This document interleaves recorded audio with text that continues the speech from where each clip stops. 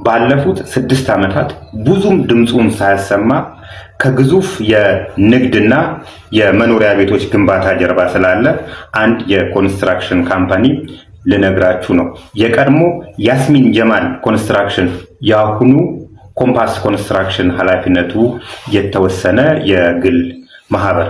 ይህ ኮንስትራክሽን ካምፓኒ ካጠናቀቃቸውና ካስረከባቸው ኮንስትራክሽን ሳይቶች መካከል ሀያት ሪል ስቴት ወሰን አካባቢ የሚገኝ እያንዳንዳቸው 22 ወለል ያላቸውን 14 ብሎኮችን አጠናቆ ለመጨረስ የፈጀበት ጊዜ 2 ዓመት ከ6 ወር ብቻ ነው።